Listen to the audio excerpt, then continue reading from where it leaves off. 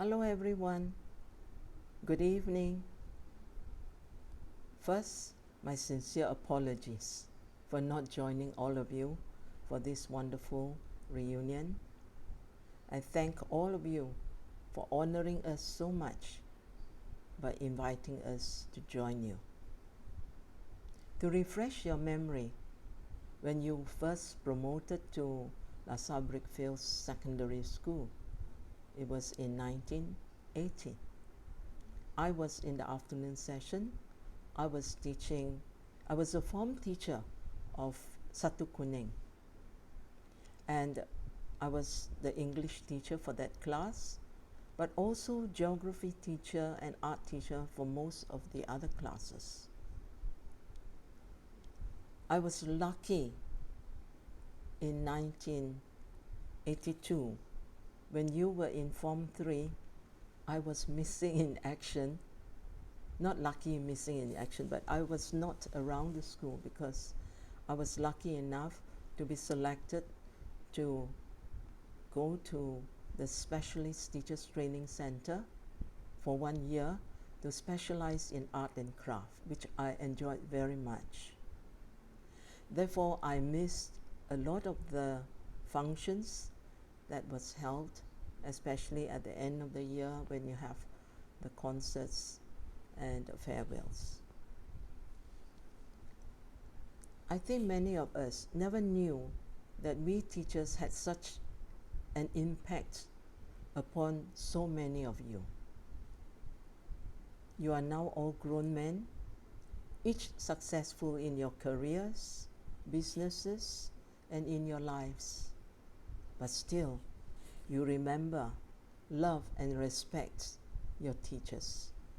So much so that you would invite us to your reunion, your collective 55th birthday celebration. Not all schools have such long and loving heritage like LaSalle Brickfields. There is so much camaraderie amongst the teachers and the students. The two primary schools and the secondary school work so well together, and we hold a lot of functions together. 3 schools, staff sharing the same staff room, office staff sharing the same office, having the same sports day, and we help each other out. And I think this kind of heritage has passed on to the teachers and the students too. I was very strict as a teacher, and maybe 1 or 2 of you might have been caned by me, but I believe that I was fair. If a student committed something wrong in the class, in front of everybody, I have to correct that in front of the class so that the others also know such behavior, action is not acceptable. But punishment is never meted out in anger. And frequently, the punishment, if it's a severe case as caning,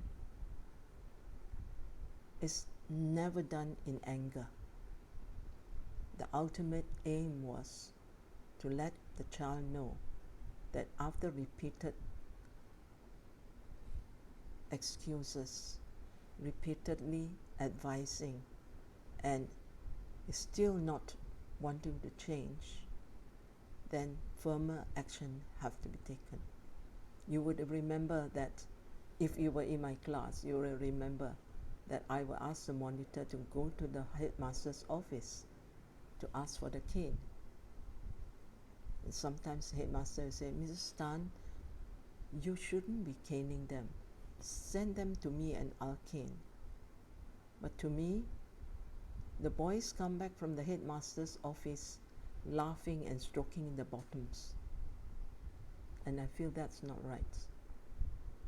It might be humiliating, but I feel that the bad behavior was done in front of everyone, and my duty as a teacher is to correct it.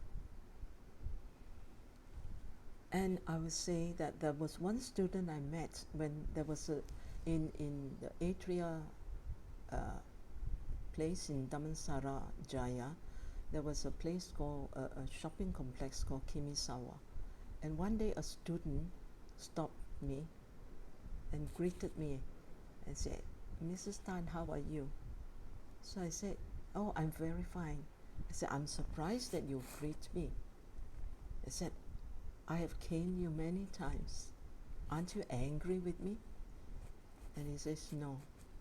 If you didn't cane me when I was doing so many wrong things, when I was stealing from the other boys, if you didn't cane me, if I didn't change, the police would have caught me then by now."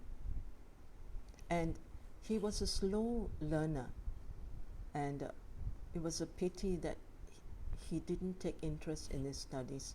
But then he found when he was working, he could do the job, but because he didn't even have a certificate for Form 3, they couldn't give him the job officially so that he could be promoted.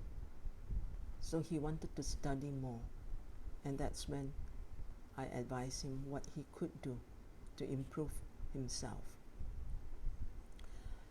And I believe that life can be tough. Yes, sometimes it's tough. And we have different spiritualities, different religions, different beliefs, customs and all. And sometimes it is not easy for us to do everything. But I follow what my late mother taught me.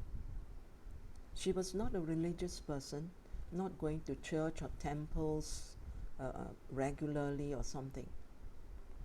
But you don't have to be religious to be a good person.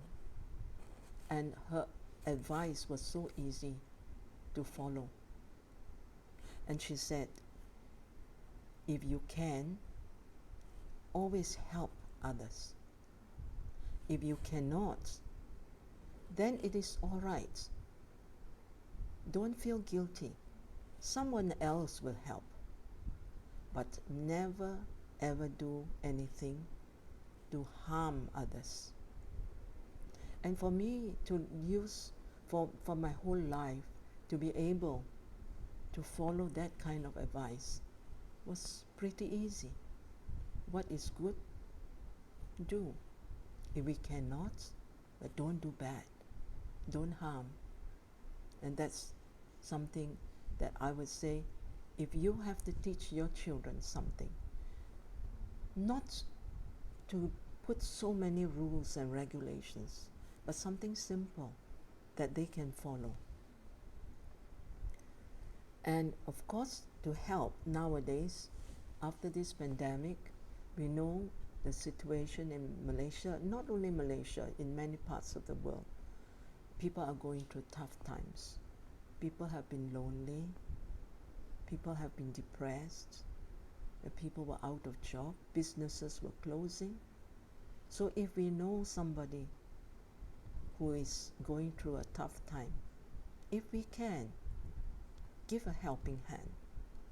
It doesn't mean that we have to be rich to give some money or some food, but sometimes being a good listener, to open our hearts to people, that they can talk about their problems, to share their problems with someone, and that is already helpful. And maybe I'm talking too much, but to be a caring person is something that is good. And today, all of you are celebrating your 55th birthday. I would like, and not only myself, but all the other teachers who have taught you, who have loved you as our children, wish you all a very, very happy 55th birthday celebration. In life, just working hard and being successful is not enough. We need to be blessed. And we all bless you to have excellent health, beautiful families, good relationships, have a lot of joy, a lot of laughter. Chinese will say, we have rice, we eat rice. If we have porridge, we eat porridge. Through thick and thin, if the family can keep together, love each other, stay strong, and that is a miracle nowadays. And that is something that we can live and prosper. May God bless all of you. Enjoy the party. Good night.